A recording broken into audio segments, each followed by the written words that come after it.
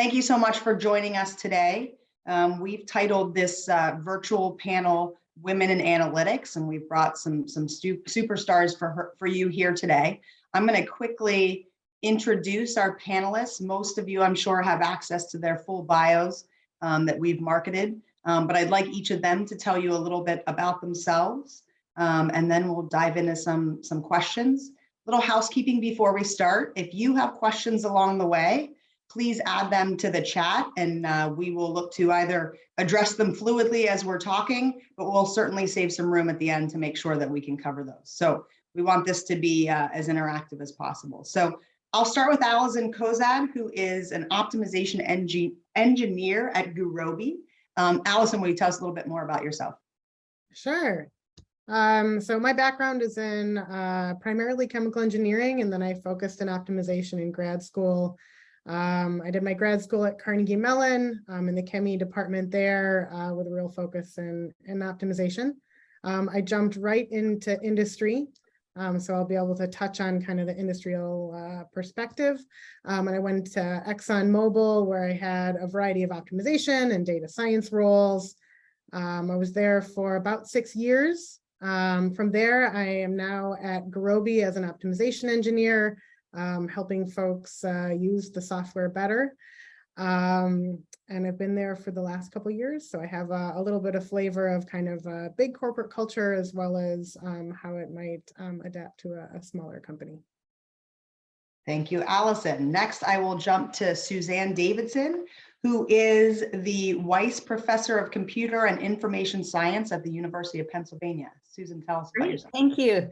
As was mentioned, I'm a professor of computer information science at the University of Pennsylvania, and I've been there for 40 years, so that's a very long time.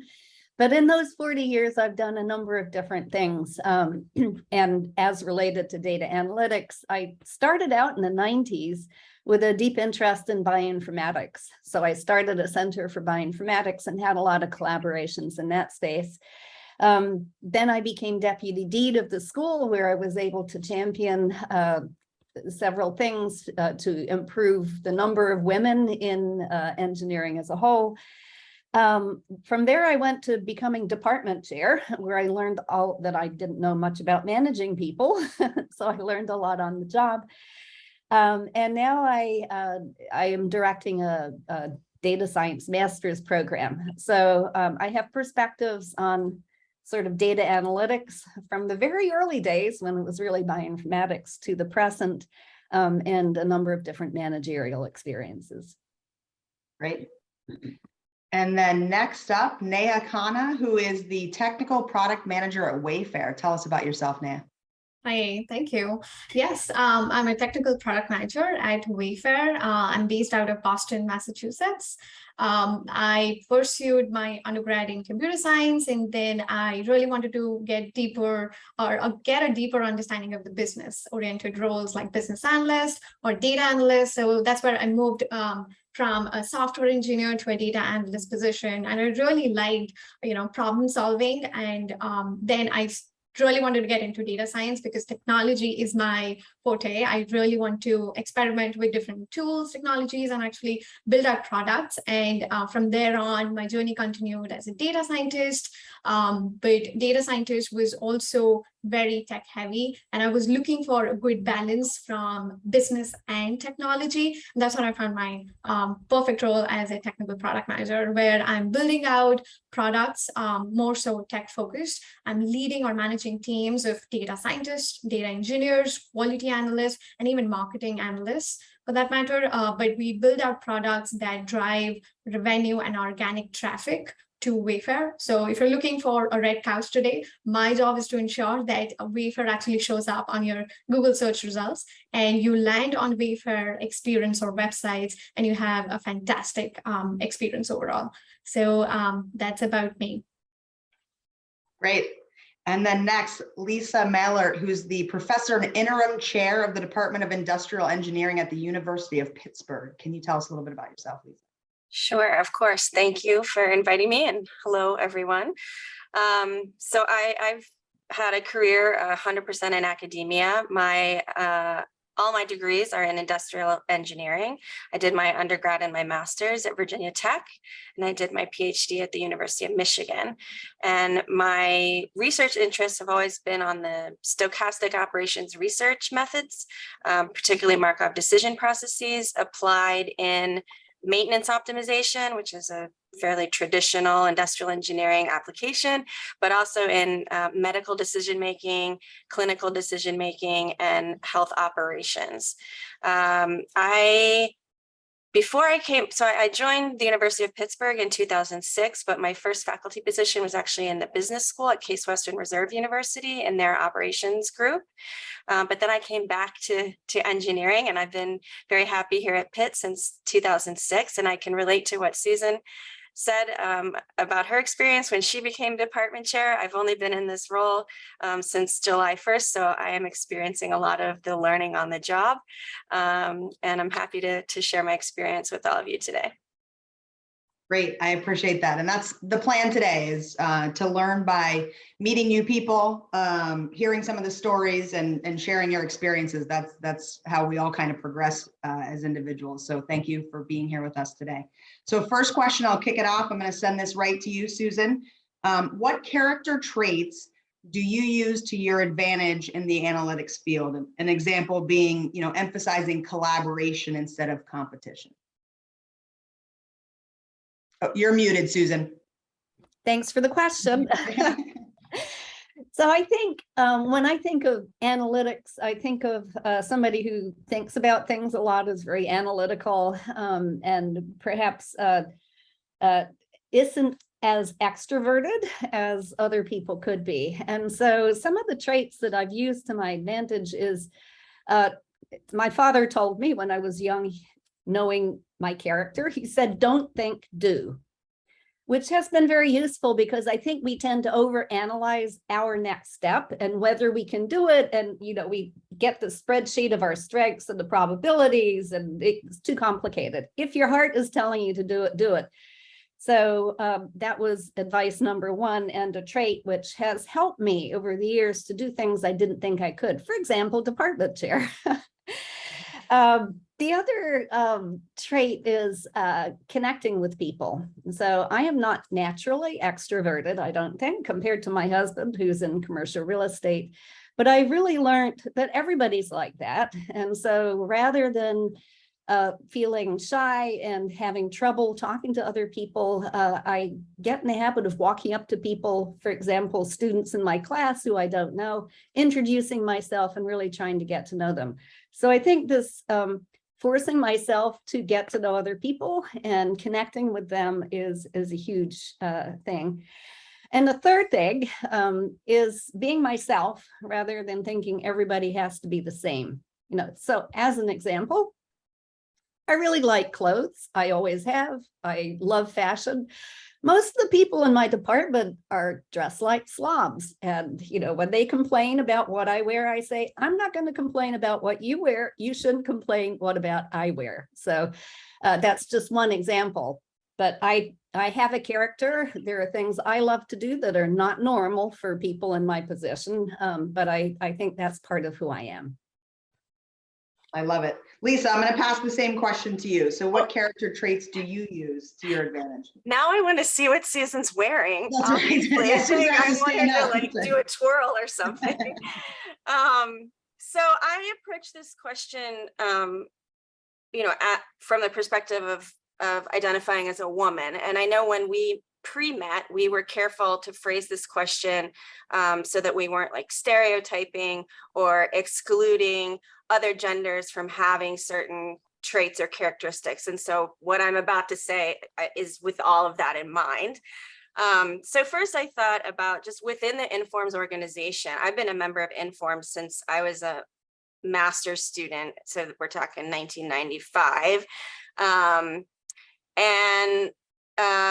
I would say I capitalized on the fact that, at that time, I didn't really look the part necessarily. I kind of stuck out, right? There weren't a lot of young women in the Informs organization. And so people remembered me.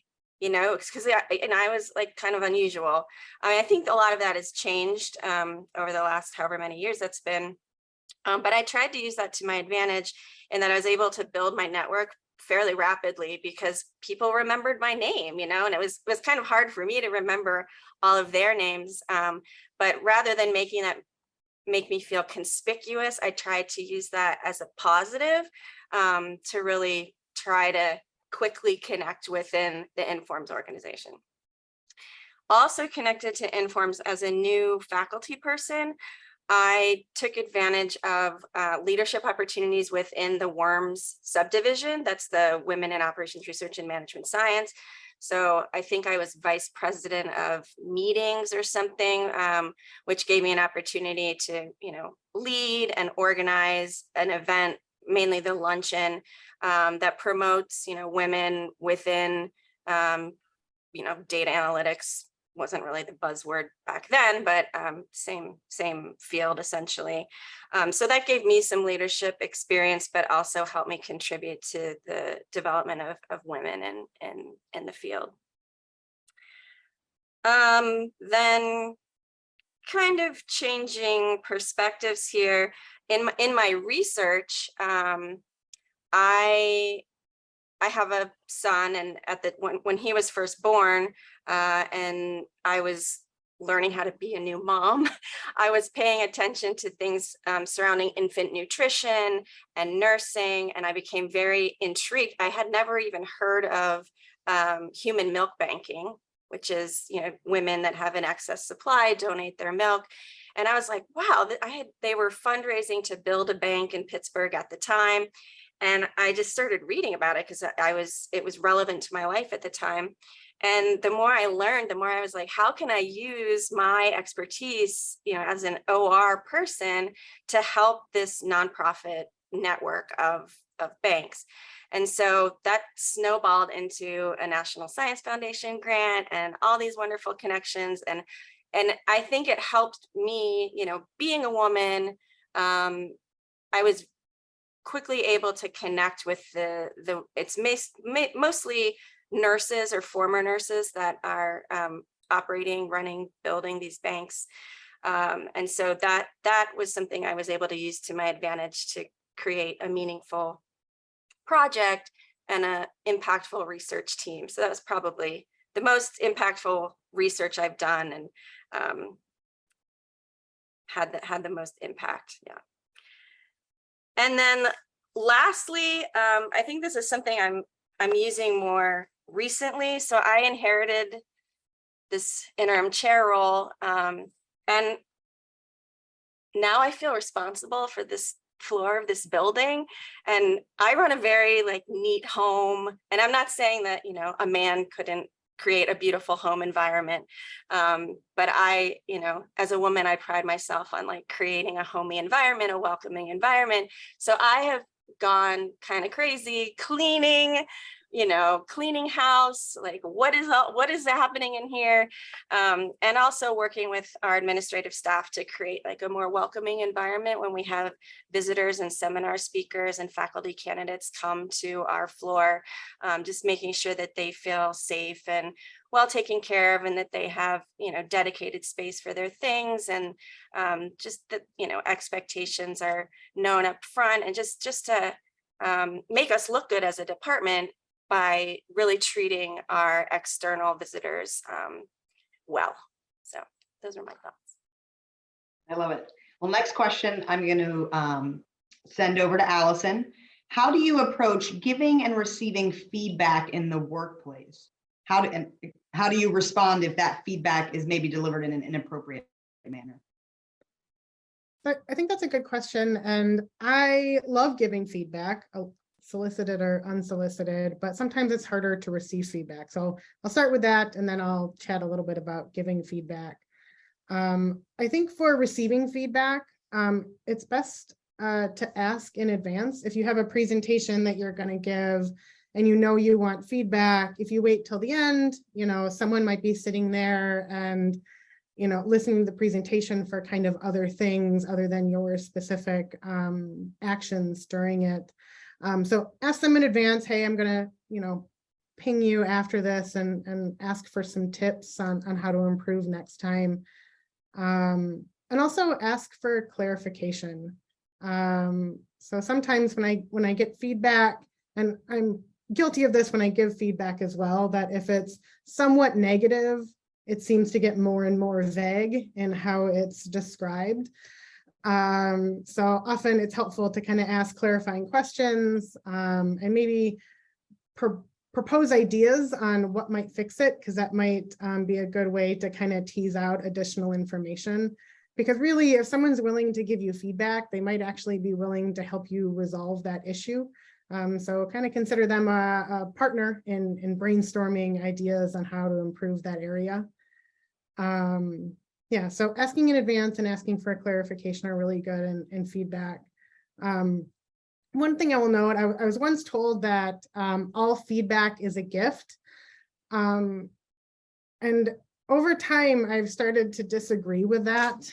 I get where they're coming from. So when you get advice, even if you somewhat disagree with it, that person's sharing their perspective with you, and maybe you can find a nugget of information to improve if you dig hard enough. But all feedback is kind of dual. You know, it reflects the giver of the feedback as well as the receiver of the feedback.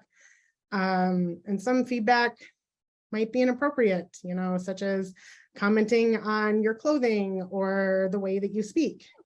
And, you know, it's kind of hard to receive that information. And, you know, it'd be easy to say you should always stop that person, give them a, you know, a teachable moment and, you know, kind of reverse the feedback and help them learn. But really, that's only if you have kind of the time and capacity to make that a teaching moment for that person. And if you do, go for it. But there is a lot of emotional labor associated with trying to teach everyone around you to say and behave appropriately. And it's worth considering if you really want to invest your time and energy in helping to correct this person.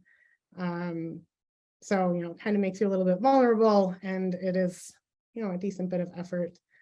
And this could be really a moment where maybe you can kind of turn to your allies in the room, or maybe your allies in the room could step up, and even our men allies, and kind of first and foremost, put in the work to educate themselves on women's issues. Is a good way for men to be allies, and even consider taking on the labor of educating other colleagues. Again, if you're the only person in a group that's trying to educate everyone on women's issues, that can be a bit draining. Moreover, I'm, you know, speaking as a cis white woman. So the same could be said for, you know, educating ourselves and being allies to our trans and BIPOC colleagues. So moving on to giving feedback, I would say unless you have a close relationship with someone, consider asking them first if they would like to receive feedback. While I do love giving unsolicited advice, that's not always received well. You know, in my close work and friend relationships, you know, that's comfortable, but, you know, make sure that this is a person that wants to receive it, and maybe give them the option of when they actually receive it. I love getting feedback on presentations and work that I've done, but immediately after I've given that presentation, I don't absorb the feedback as well. So taking some time the next day is my preferred way to do that. I also tend to prefer asking what areas a person's concerned about. So I can really focus on giving advice in that area. And it's also more comfortable then for me if I'm giving constructive criticism. If I know they're working on this space, then it feels a little bit more like a partnership if I know that it's going to be received positively. And if you're wanting to give feedback, also take the time to brainstorm with the receiver on really how to adapt the solution to their own style.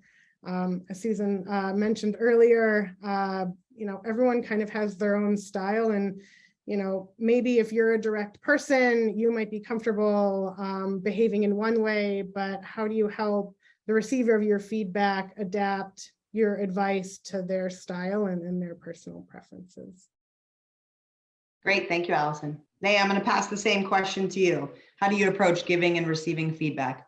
Sure. Thank you, Allison. I loved your answer. I'm going to start also with the receiving feedback, which is difficult for everybody, I think, because you tend to get emotional. It's like, no, but you don't understand. And I just, sometimes the best reaction is not to respond. Here's an example. When I was the deputy dean of the school, I created a mentoring program for faculty, women faculty, well, for all faculty, but in light of the need for women faculty. And I was asked to go around to each department to explain this plan so that they could develop mentors. So I went around, and you could tell the body language was extremely negative about telling them anything. And so I explained the rationale for it, how they might think about doing it. And one man got up and he said, "This is stupid, Susan. Mentoring can happen in the bathroom. You know, you meet them and you mentor them." And I looked at him, and everybody in the room got it. It's like, I've been using the wrong bathroom. That's the problem. So, you know, I didn't actually have to do anything at that point to sort of counter an obviously ridiculous comment. The other thing that I turn to is the giving feedback. And Allison, I loved your perspective. I'm going to come at it more from having been a department chair where I had to give feedback and people knew I was giving feedback. And sometimes that feedback was extremely negative. And in other words, I had to fire somebody. And that was always very unpleasant. And I guess that the strategy that I used was to really do it sort of with love, even if it was a very negative thing, to start out with the positives, like, "You're extremely good, you're wonderful, this, that, the other thing," before perhaps suggesting space for improvement. And I was often surprised when I would go in, particularly if I had to move somebody out of the department, I would lead with a soft entrance saying, "There's these other opportunities and expansion, this, that, and the other thing." The person would actually be grateful by the end. And I thought they were going to hate me for life. But actually, sometimes, even if you have very negative feedback, if you can do it in a positive way, it's easier for the person to handle. So that's all I have to say. Thank you, Susan. And thanks for jumping in. I was jumping to Naya on the next question. So Naya, I'm going to pass this one to you. Thank you. Naya, how do you network, or let's say put yourself out there? How do you build a portfolio or a personal brand? Even as specific as how sometimes do you tout your own work on networks like LinkedIn? Yeah, I mean, I think that's a great question.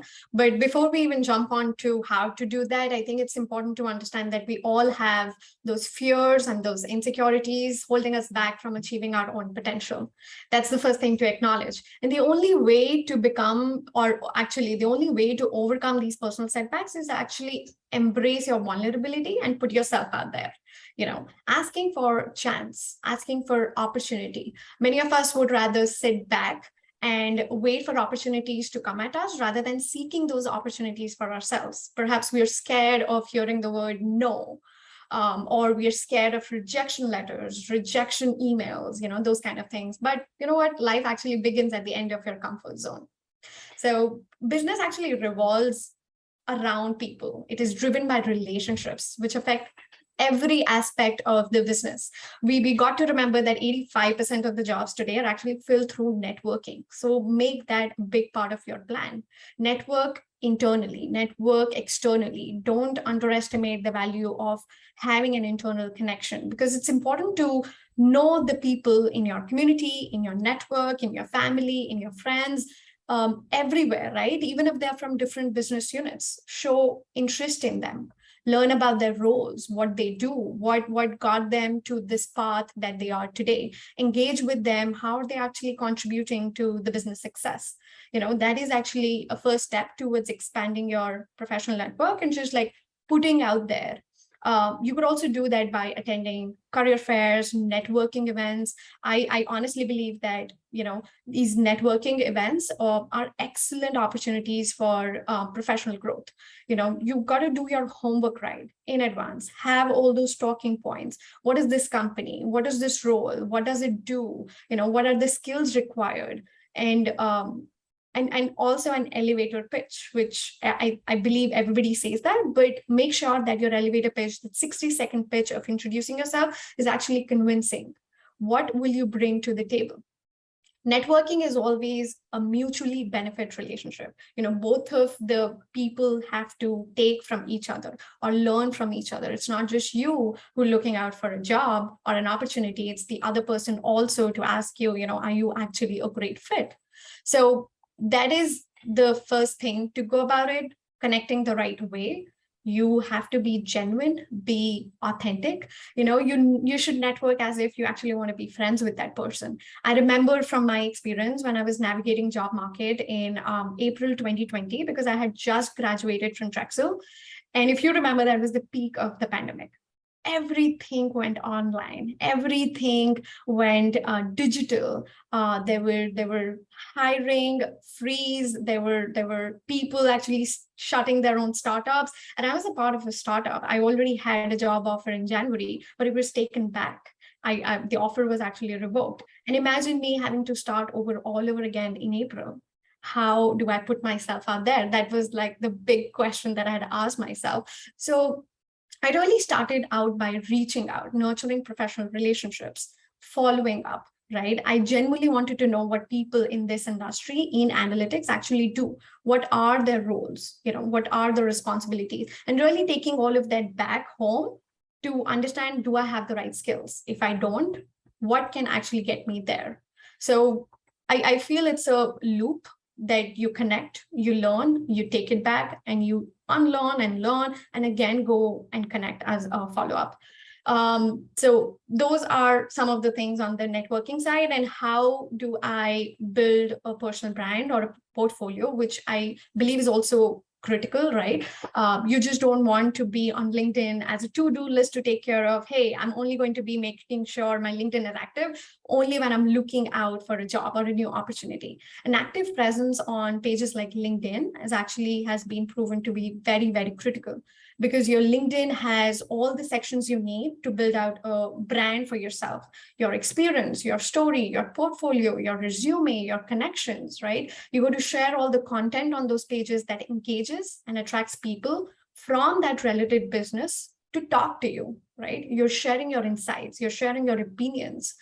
Also, don't be afraid to ask for recommendations. You're building your brand. People should know you, why they should look at you. Are you skilled in your field?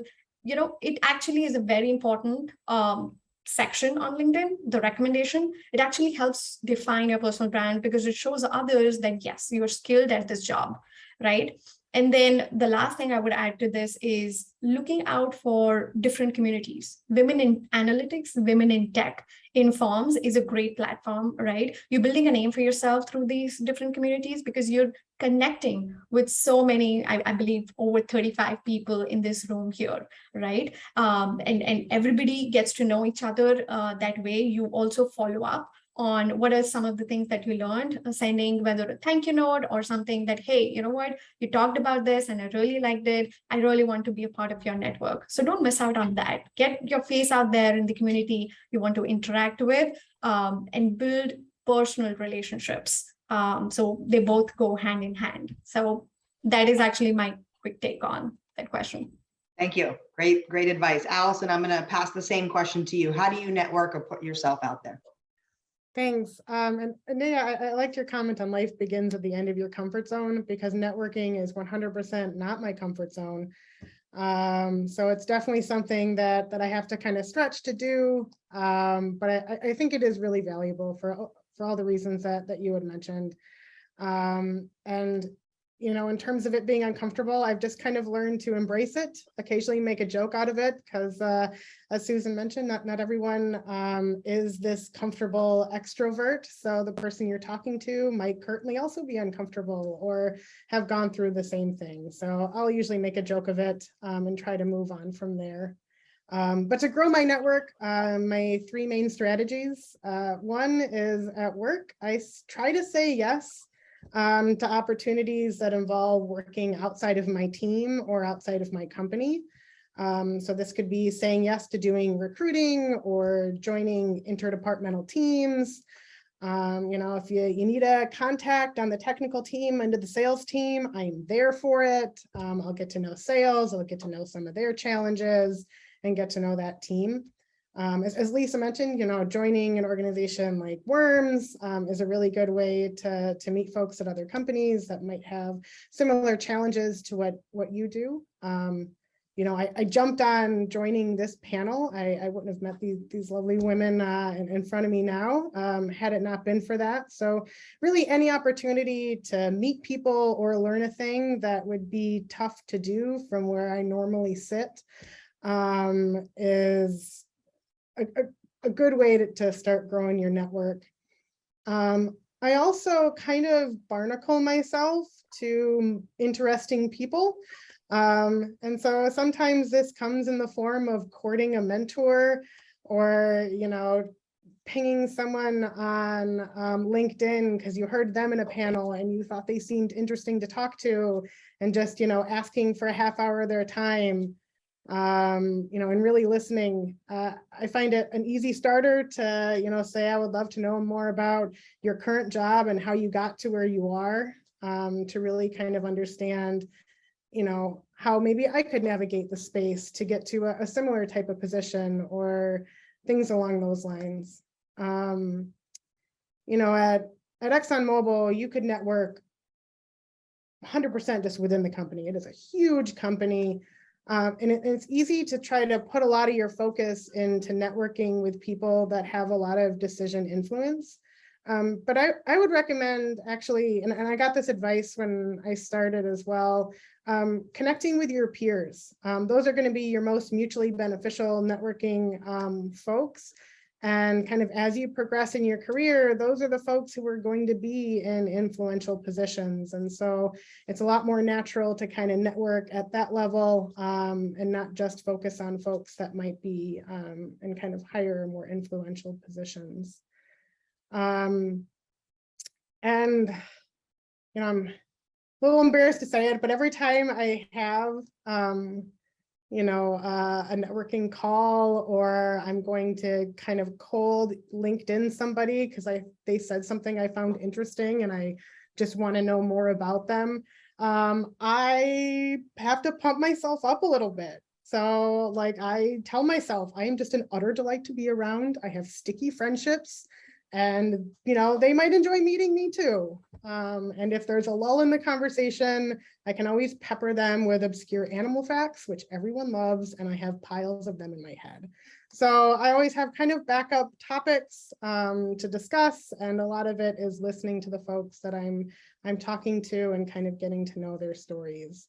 But yeah, it's very beneficial to network, and it can be very enjoyable once you kind of get over the initial discomfort. I love that. There's nothing like preparing for a cold call. Thanks, Allison.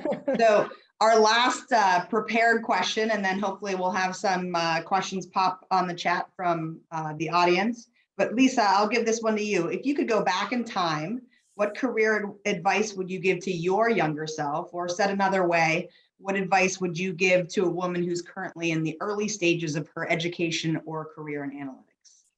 So I don't even feel like I need to answer the question anymore, because all you need to do is rewind to 10 minutes ago at when the recording's posted later and listen to everything that Allison and Neha just said, because everything they said is really echoed in my notes right here. So I won't belabor the points too much more, but I'll just mention some of the same ideas. I think it was Neha mentioned sort of advocating for yourself, asking for opportunities. If you want more leadership, or you want to serve on a committee, or you want time to explore, to just be your own self advocate and ask for what you need. I think oftentimes as women, we maybe aren't as squeaky of a wheel as some of our male counterparts. So I would encourage my younger self to to do more of that for sure. You both mentioned LinkedIn. Okay, I joined LinkedIn like 2 weeks ago. Okay, real bad. I know. I resisted. I was like, I don't need one more of these platforms. Like, why do I need to be on LinkedIn? Kind of thought more that was like more of an industry thing, not less of an academic thing. But as part of, and I'll tell you more about that. I'm in a leadership training program right now, and this was a required assignment. And I was like embarrassed. I think I might have been the only person in the whole 30 person cohort that wasn't on LinkedIn. So I joined, I'm on there. It is kind of cool. I have connected with some people recently, and it's probably something I should have done a long time ago. So I guess to generalize from there, right, to sort of not resist new tools for connecting and building your network. Yeah, which I regret that I did that. I think you both mentioned seeking out mentors and knowing their story. So the leadership program that I'm currently in is run out of Drexel. It's for senior women in academia, particularly in STEM. And so I've only been in the program for a couple months, but I've already been exposed to so many wonderful, peers and women who are senior to me in their career paths. And I just already recognize that, wow, I could have really used this earlier in my career. And that's not to say I haven't had wonderful mentors along the way. I mean, people that gave me great advice, supported me, opened my eyes to opportunity, but they were pretty much all men. And so I think that maybe seeking that out, again, this is a self-advocacy thing, or cold calling, or using an organization to connect with a person of a particular type or background or area of expertise, whatever. For me, I was particularly thinking it might have been helpful to have a senior woman to talk to at certain points in my career. So I would have told my younger self to do that. And to know their story, to reiterate that point. I think it's important not to just seek advice about what should I do, but what did you do? What did you experience? How did you get to where you are? And to learn from their story. So I'll stop. Great, thank you, Lisa. Now I'll pass the same question to you. What advice would you give your younger self or a woman in her early stages of career education? Yeah, I just want to echo what Lisa said. I think I learned the value of having a mentor very late. Just very recently, I started asking, really reaching out, hey, I can I be your mentee? Can you mentor me on so and so things? This is what I want to go. This is where I want to. And whether it's my manager right now, who is my ex-manager today, but still, asking him, hey, outside of work, would you be able to help me set my long-term and short-term goals? I want to be here in the next 5 years. Or even if you don't know where you want to be, say tomorrow or in 1 year, that's fine. At least someone is going to help you and guide you through that process. What are the things you like? What are your strengths? What are your weaknesses? What do you hate? Those kind of things. So that is definitely a very important point. But for me, it was always, if I were to go back, I would say never sell yourself short. You got to know your worth. Dream big. But make sure you have a well-defined path to achieve that dream, obviously, because in my mind, when I was in my early days of looking for a job, I was just looking for a job. And with that kind of attitude, it's just going to probably get you to a place that might not be super happy or contentful or satisfying, right? Because you don't know your worth. You don't know, you might be good at something else, completely different, maybe sales tomorrow, right? And it's not that you should just go to a place where you think everybody's going, and I think that's exactly where I was also doing. Okay, data science is booming, let me get there. This is really getting big, and I didn't even know if I was really interested in that. In the end, obviously it worked out all well for me. I'm in a happy space and I'm really proud of it. But just for my early self, I feel like, and this is connected to my second point and a good segue, that taking calculated risks As I said, not taking enough risks to what it's like to be as a salesperson, what it's like to be in marketing, what it's like to be in technology, and within technology, different, business analyst is different from data analyst. What is exactly the difference? A project manager is different from a product manager. Like, what are the distinctions? What do they really do? Do I like this side more versus that side more? So if you desire a career in analytics, my advice would be, the first question to ask yourself is, what kind of job would you like to do after you graduate, right? It's good to have a starting point. And I would make an effort, like everybody's saying here, to meet and speak with the people in that profession, to know what is exactly like to be in that job, right? So those are the two things. Never sell yourself short and always take risks. And the last thing I want to conclude is never stop learning. This will only improve the way you think and, of course, your knowledge. But the best thing that happened in this pandemic is online learning. Education right now has become so accessible, more than accessible ever, right? So there shouldn't be any excuse for people to say, I don't want to learn anything new because I cannot, because that's not possible now. So that sums up my answer here. Thank you, ladies. I think I'll right away go back to what Lisa said, that once you guys all receive the recording, go back and listen again, because I think there's nuggets that you'll get the second time around here too.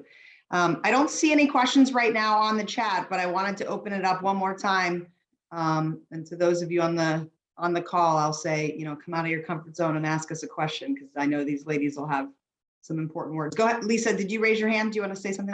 I did. While people are typing their questions, I just thought there were a couple of things that Allison and Susan said about feedback that made me jot down a couple notes. One, I don't remember exactly what you said, Allison, but it made me think about how different people and different personalities receive feedback differently. And so, like myself, I would rather you write it down and give me a day to like digest it, right? Like I don't want to be in real time with you hearing feedback, but someone else might really want that, right? They might want that, like, let's think out loud. Let's like the immediacy of like a back and forth discussion. So I think in terms of delivery, it's helpful if you really take a moment and understand how each individual will best receive the feedback. And then Susan's comment about sometimes it's best not to respond made me think of, I'm not going to get the quote exactly right, but it's something like, in this space between stimulus and response, there's the opportunity to choose. And one of those choices is maybe not respond, right? Or maybe you go through all of the ways that you can respond. But I love that quote, and your comment just made me think of that. So I thought I'd share. So I'll be quiet now. That was great, Lisa. So housekeeping, apparently the chat does not work, but the Q&A does. So put your questions in the Q&A. That's my bad with the technology there. Thanks, Catherine, for letting me know. Here we do. Ooh, here they come. Here they come. All right. It seems that there's a soul searching to what you want to do. What was your journey to confidence and to go do? So I think maybe I can take certainly that you're one. all coming across as very confident. So asking, how did you build into that position? Go ahead, Allison. So I think I've started every role I've been in with some level of imposter syndrome and not feeling super confident there. But you're not alone in that space, and either you came in with a skill set that perfectly matched, or you're going to get there, but you're going to grow with the role, and make sure you're not going to maybe exactly do the exact same things as your predecessor, but you're going to expand the role in a way where it matches your strengths. And in terms of like soul searching, circling back to asking for what you need and what you want, I found the hardest thing to be trying to understand what I needed or wanted. I saw my colleagues reaching for positions and roles that I wasn't interested in, and trying to figure out what I then might be interested in was a lot of, reaching out to people in different types of roles and asking what they value in that role and seeing where that kind of matches my values, and trying to understand what I want in a role. Do I want, fully technical where I'm, coding all day? Do I want a little bit more interaction with customers? Do I want a more leadership role? And really trying to zero in on what works for me by trying to understand what has worked for a number of different types of folks. And I'm far from a specialist in analytics, but my take on that question is, from a networking perspective, early in my career in commercial lending, I would walk into a huge room, either of fellow bankers, often being one of the few women, or walk into a large conference. And I absolutely despised it for years and years. Now I go to these conferences and there's rarely even a few people that I don't know there. So some of it's just getting through those pain points of your career, building that network, and the comfort zone grows with you. So some of it is kind of a passage of time that you develop that confidence. Another question here. So what have you seen or encountered as far as challenges in your career? What have you learned? Is there any advice you'd give for women in general to be doing more in challenging situations? So you might have to dig and think about a specific challenging situation you've faced. If anyone wants to take that question. And you guys can see these questions, right? So you can see the third one about sexism. If you'd rather hit that one first, if you have an experience there. So I'll sort of jump in because there were a lot of very inappropriate things that were said early on in my career. I started teaching when I was 26, and I can remember the teaching evals used to be comments on what I was wearing, whether they liked or didn't like my outfits, whether I should have long or short hair, and do you want to go on a date? That's one of the advantages to getting older, is that crap goes away over time. But I think, you know, there have been many times when people have given me advice. For instance, a senior faculty member, when I was graduating with my PhD and was pregnant, he said, you cannot have a career in a family. I just knew he didn't know what he was talking about. So it just wasn't worth, again, responding to. I just sort of let it go over. When I started my career at Penn, men would come into my office to fix the light or do something, and they would look at me with pictures of my babies around, and they would say, my wife is a full-time mother. And I was like, I'm really happy for your wife. So there's a lot of those types of comments, and even a senior woman in my department, when I came back after having given birth to my second child with a C-section, I was back at work 2 weeks afterwards, and she looked at me and she said, this is the last, isn't it? Which was absolutely inappropriate. So, you know, I think a lot of this, there's a time to respond and fight back. And there's a time to just say, these people don't know what they're talking about. They haven't caught up with the times, and to sort of advocate for other women moving forward, but perhaps just taking that as information moving on. I totally agree. I was going to say the same. Sometimes you just need to be able to close your ear, to recognize it for what it is, and be like, wow, that was inappropriate. But it can also help to have a safe, you know, small group or friend to talk through that stuff with. You know, it's like, it did happen to you, you did hear it. And if you're just going to choose to sort of turn the other cheek, but it can also help to process it, because you don't want to like hold all that inside all by yourself either. My take on the challenge part of the question here, and what have I learned? So the journey is never smooth, right? And it's always going to be ups and downs, and especially at workplace. At least for me, in my opinion, from the career perspective, I have seen a lot of challenges where I'm not getting enough work, or I'm getting too much work, that I don't have a good work-life balance. See, I am not getting enough paid. You know, I'm not getting paid enough, sorry. And again, I need to remind myself of my worth, of the market value that I bring, of the skills that I bring. In all these challenges that I've faced in different parts, I would be very vocal. But there's also a question that what can women in general do a bit more? I think as a woman, I am probably very empathetic as well, that there is this quality in all of us to be more empathetic. So whenever we are, you know, going to be vocal, make sure you have that empathy filter on top of you to think through the other lens and through other perspective. You know, had I been on the other person's or the receiving end, how would I feel if I were to be vocal about something? You know, hey, I'm not, you know, getting enough salary here for the kind of work that I'm doing, 10 hours or 11 hours. Hey, I can't find a good work-life balance. B, I'm not getting enough work. This is not challenging. This is, I am stuck. I'm deadlocked. I'm not growing. Just be very vocal about it, but in a way that actually is impactful, that is going to do something for you. You're not there to fight, right? Even if the challenging takes, over your emotions, let not that happen. Be more aware of your surrounding on how you actually voice out your opinion. So I think this last question is along the same line. So if there's kind of another story or experience, but do you think the path that you've tread so far to your success has been more challenging because you are a woman compared to others?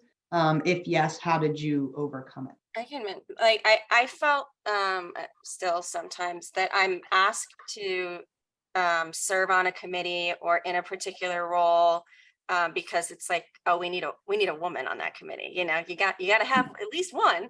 And so it took me a long time to realize like I can say no to that kind of thing, that I felt a lot of obligation, because there weren't maybe that many choices, and I understand the need, but you have to protect your own time as well. So that was the challenge for me, to just learn that it's okay to say no. And you probably just answered the next question, to be quite honest, asking about earlier in career, kind of assuming as the woman in the room, you're taking notes, you're cleaning up a team meeting room. What advice to women to kind of grow out of those tasks? I think that's a well-asked question, and probably saying no or bringing other people in on that partially answers that. But if anyone else wants to kind of take either of those questions, go ahead. There was a gentleman I've worked with in the past that would usually find the youngest woman in the room and ask that person to take notes. I, A, was not a big fan of that, and B, am a terrible note taker. So there was a couple rounds of various ways to say no. And my two that seemed to be effective, and he kind of stopped after those two. One was just asking open-ended questions of, when he asked to take notes, was like, oh, would you like me to, maybe why, or would you like me to get you some paper, or kind of, it's a little bit playing dumb, but like, oh, you would like me to facilitate note-taking, I can do that by providing you paper and a pen. And another time, the same gentleman, instead of using words, just kind of gestured note-taking at me. So I whatever do you mean? And I was not going to take the bait, and he stopped asking after that. My role, and this is usually oftentimes positions on boards, but I always volunteer for the treasurer before the secretary for that exact reason. This is a great question, and probably a good one to kind of close out on this, because we all mentioned kind of allies, and we all have coworkers that we rely on to step in and help us. Do you have any advice you want to give men in terms of in the workforce, how they can be supportive and helpful? I can take this one. I would say, first, listen to your, women, cis or trans women colleagues when they have challenges. And if it's, something that you don't think is a problem, they've brought it up for a reason. So maybe try to understand that better. But also don't put the burden of understanding women's issues on the women around you. Read a book, watch some webinars, kind of give yourself a foundation of what people might be experiencing, and, how you can help. Come to a panel and ask a question on, how can men help? That's great. Those are really good ways to kind of, show that you have some skin in the game and are willing to put some effort into helping out your women colleagues. And also, when it comes to somebody saying something stupid in a meeting or giving terrible feedback, you can say something. feel it out with the person you're with, if that seems like you're stepping over them and kind of taking the power away from that person if they were wanting to speak up. But be willing to, so a little bit of that burden kind of gets spread around the room. I can give a recent example. I was interrupted 4 times by another one of my colleagues who happens to be a man.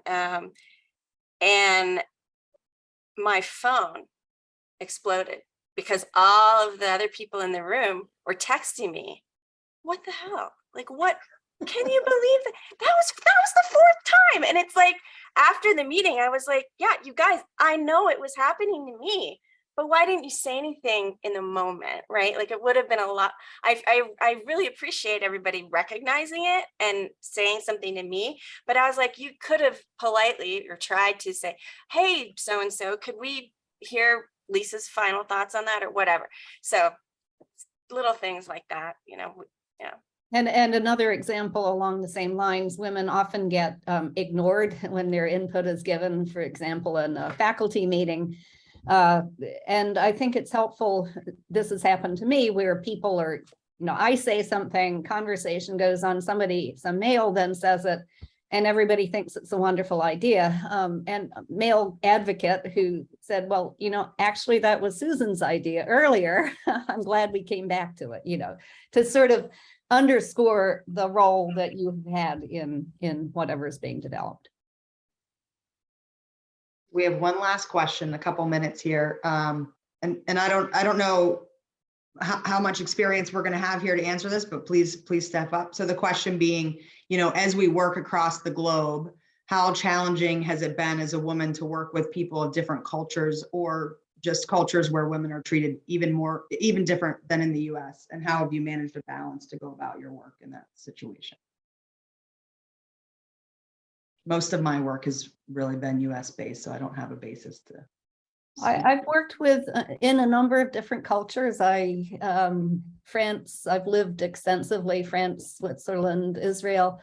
I think Switzerland was the more challenging of the countries to live in, because a lot isn't really set up for women and families. So it's assumed that somebody can be home during working hours, and there isn't sort of evening opportunities to do the shopping and all of the rest.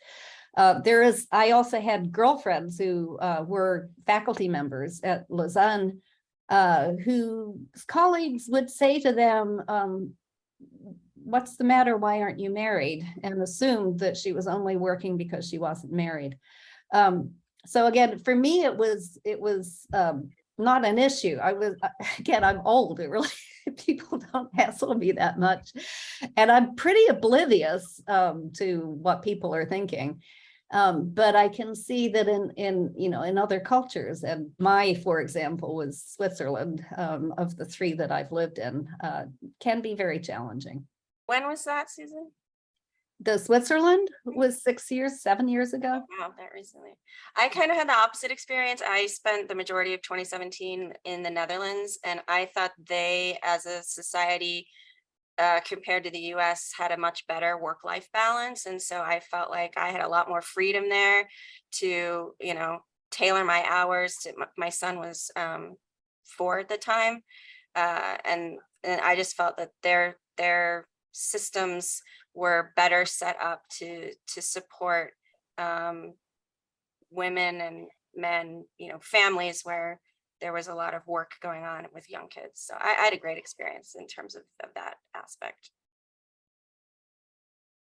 I haven't really gone global in terms of work. Not yet. I am actually traveling into London this October. So I'm going to work there for a bit, which is quite exciting.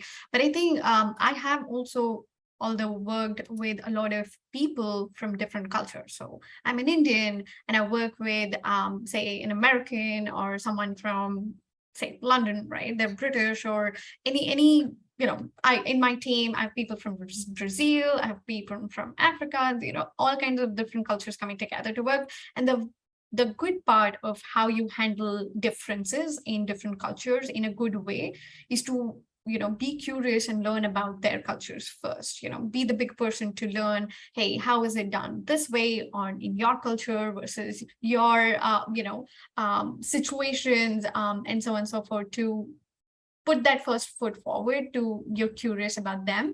And then you're also going to probably receive the same treatment or the same respect or the same kind of curiosity that is eventually going to make you happy, right? Everybody is very excited to share about their own cultures, the roots that they bring in, the new perspectives, which gets conversations exciting, right? So you ask and you get, and it's a chain of all the good quality conversations that begin from there. Thank you. I think that was wonderful. Ladies, thank you so much for joining us. This was just absolutely wonderful. I look forward to sending the recording out to our Informs group so that people who weren't able to join us live are able to still gather some of your insights and your advice. Thank you so much. And everyone have a wonderful afternoon. Thank you. Thank you. Bye. Bye. Good job, Annie.